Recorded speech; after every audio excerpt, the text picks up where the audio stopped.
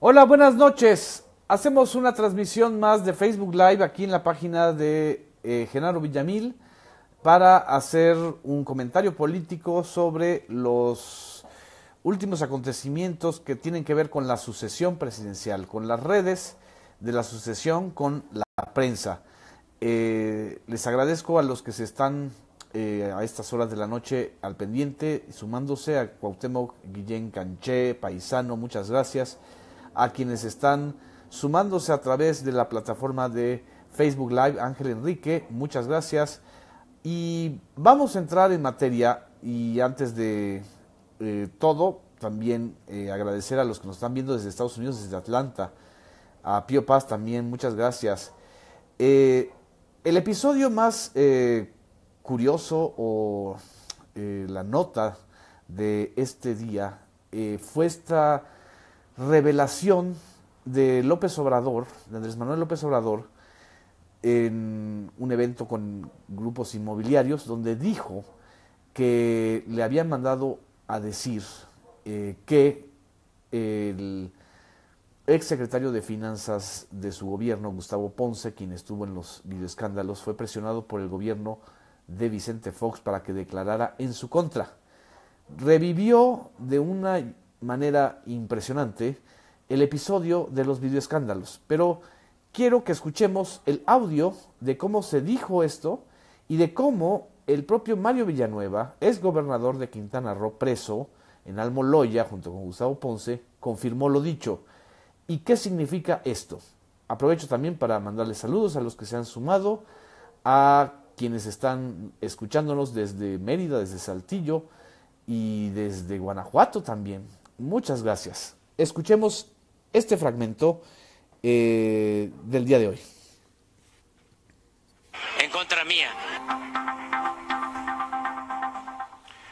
Mario Villanueva me mandó a decir, dice López Obrador, hace unos momentos, hace unos cuantos minutos hablamos con Mario Villanueva, quien está preso en el reclusorio norte. Le pregunté si era verdad, si era cierto lo que dijo López Obrador. Sí, desde luego que es cierto. Gustavo Ponce y yo vivimos en la misma celda, en Almoloya, en un módulo, por bastantes meses. Gustavo Ponce me comentó que él le fabricaron un expediente porque se negó a declarar contra Andrés Manuel. Yo conocí el expediente de Gustavo porque estuvimos juntos y como soy abogado, lo estuve revisando y lo estuve ayudando a formar su defensa porque Gustavo no tenía dinero para pagar un abogado, y lo apoyaba yo en eso, incluso lo enseñé a defenderse. Gustavo me comentó que por esa razón estaba ahí, incluso lo presionaron cuando estaba ahí en la celda conmigo. Más bien lo presionaron presionando a su mujer y además se lo llevaron unos meses de la celda al área de castigo porque no colaboraba. Me llamó mucho la atención porque Gustavo ha sido un hombre honesto. Él no se quiso prestar a ello y por eso tuvo que estar ahí. Conozco perfectamente el expediente, los juegos en el casino. Es interesante cómo un personaje como Mario Villanueva, uno de los primeros gobernadores del sindicato de gobernadores priistas, que fue acusado de lavado de dinero, de vínculos con el crimen organizado, un auténtico hombre fuerte y cacique de Quintana Roo, que cometió muchas triquiñuelas, pero que cometió un error fundamental, que fue haberse peleado con el embajador de Estados Unidos en Quintana Roo, y que eso le costó la cárcel. El hecho de que ahora Mario Villanueva mande a decirle a López Obrador que Vicente Fox, este señor que todavía sigue apareciendo en programas de televisión y tiene su fundación y dice que va a defender a los mexicanos y anda por el mundo todavía pensando que alguien lo tome en serio, utilizó como presidente de la alternancia, como presidente panista, las mismas triquiñuelas absurdas, ridículas, heredadas del priismo, para una celada. Y esa celada era acabar con López Obrador. Acabar con López Obrador, que en ese entonces era el jefe de gobierno de la Ciudad de México. Y recordemos que la temporada de los videoescándalos de marzo del 2004, exactamente hace 14 años, iniciaron justamente con aquellos videos en donde se veía a Gustavo Ponce, ex secretario de Finanzas del gobierno capitalino, apostando en Las Vegas. El episodio después prácticamente fue borrado porque vimos el videoescándalo de René Bejarano y las ligas y el dinero que estaba recibiendo de Carlos Ahumada, y luego el episodio de Carlos Simas. En fin, el hecho era contaminar al entorno de López Obrador para decir no es honesto, es corrupto y aquí están las pruebas. López Obrador sobrevivió a los videoescándalos, eso ya es un hecho histórico. También sobrevivió al desafuero del 2005, acuérdense, y esto está reviviendo ahora con el caso de Ricardo Anaya. Acuérdense que el desafuero del 2005 fue una operación intensa que involucró al presidente de la Suprema Corte de Justicia, Mariano Azuela, obviamente al propio Fox, obviamente a Diego Fernández de Ceballos, el que ahora está defendiendo a Ricardo Anaya, y por supuesto al expresidente Carlos Salinas de Gortari. Me preguntan si Ponce sigue en la cárcel. Sí, Ponce sigue detenido. Entonces, este episodio de los videoescándalos ahora revivido con la grabación de Mario Villanueva y de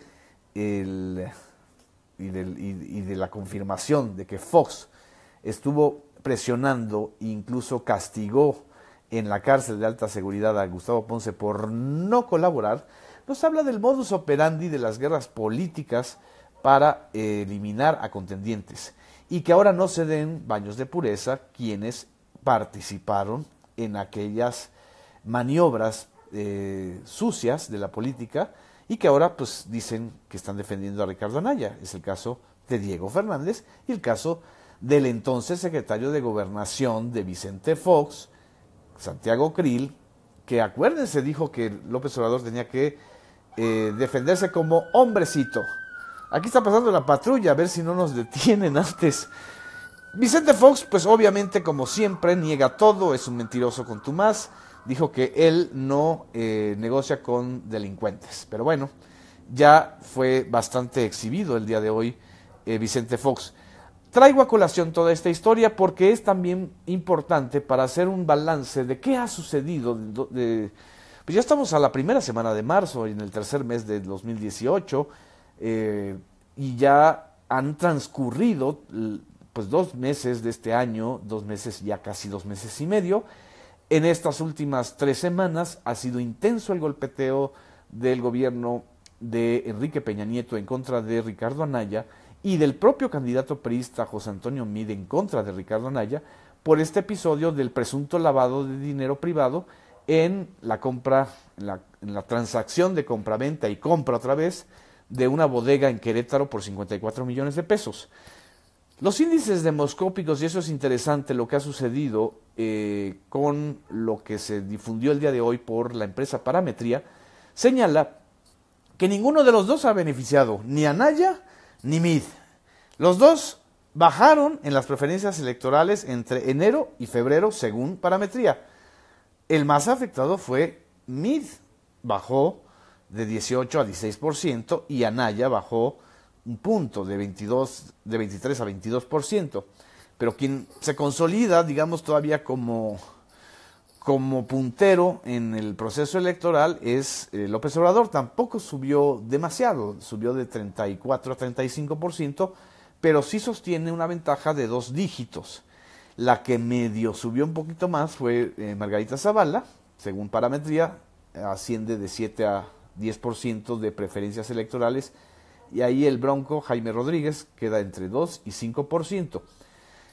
¿Qué nos está diciendo esta encuesta en términos reales? Que ya los ciudadanos mexicanos nos conocemos desde el videoescándalo y desde el desafuero este tipo de maniobras, que ya no estén utilizando este tipo de prácticas mafiosas, sectarias, de usar a la PGR como brazo político del PRI y del gobierno, porque estamos hartos y no van a construir ni a una víctima ni van a destruir a un candidato de esa manera.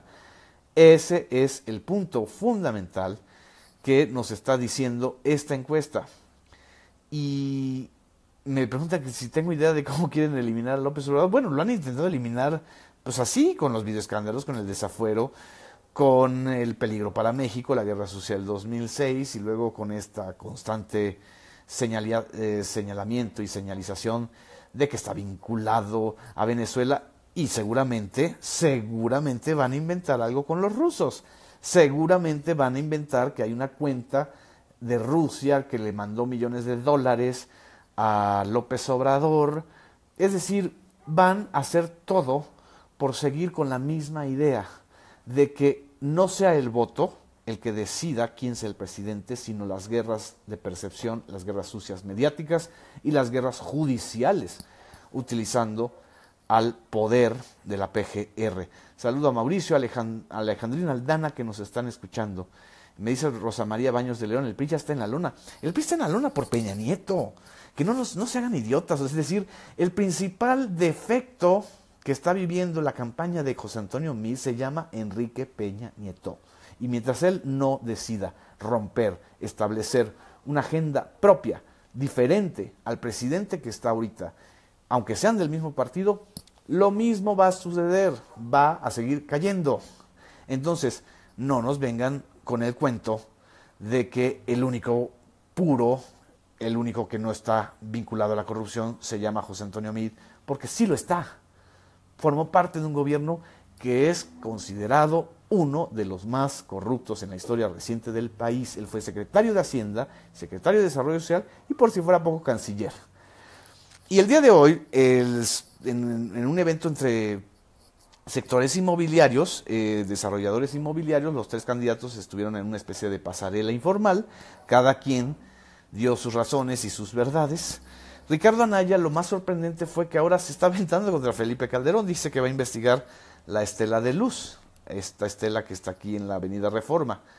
Estoy viendo comentarios, me dice que lo de la estela de luz, bueno, la estela de luz es hay sospechas de que hubo desvíos por el sobrecosto de la construcción de ese monumento.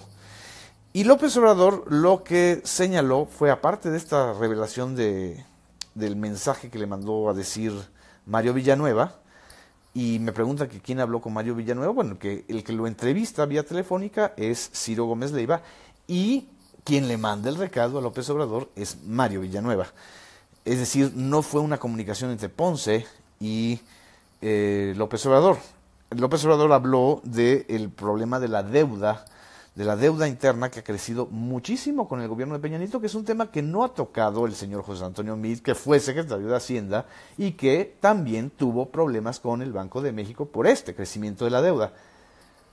Para ser justos, no es una estrategia que haya ideado José Antonio Meade. La ideó este cerebro perverso del gobierno de Peña Nieto llamado Luis Videgaray, el mismo que trajo hoy al yerno de Trump a humillar a México. Humillar en términos formales y diplomáticos, pero la deuda interna creció de 5.2 billones en el gobierno de Calderón, que ya de por sí era un 200% más que lo que dejó Vicente Fox. Peña Nieto la está dejando y la está elevando a 10 billones, miles de millones, es decir, no, en el caso mexicano, de pesos mexicanos son millones de millones. Es una super deuda que es una bomba de tiempo para las finanzas nacionales. Así como dice Armando Flores, son 10 billones de pesos. Y todavía están diciendo, no, es manejable. Las calificadoras nos están diciendo, la calificadora Moody's, la Fitch y no sé qué, nos están diciendo que es manejable. ¿De dónde? ¿De dónde vamos a confiar otra vez en la tecnocracia si estamos viendo que además están prácticamente hipotecando el futuro de las finanzas nacionales? Me dice que a qué vino el yerno de Trump. Lo comentamos en otro video, en otro Facebook Live que está en la página de Proceso. Pues vino vino a hacerse guaje, vino a simular y seguramente a negociar algunas cosas directas con Peña Nieto. Así como me están enumerando varias de las cosas que tenemos en la herencia de los tecnócratas. En fin, me dice, ¿qué pasó con la Chayo y el Talegón de Mil? No ha pasado nada. La PGR no ha dicho si realmente está haciendo una investigación a partir de las irregularidades de la Auditoría Superior de la Federación. En fin, muchas gracias, les mando un saludo, estaremos aquí también informando noche a noche, también en Periscope, nos estamos viendo los martes y jueves. Muchas gracias, Gala, muchas gracias a Ricardo Hernández, saludos a todos los que se han estado conectando. Buenas noches.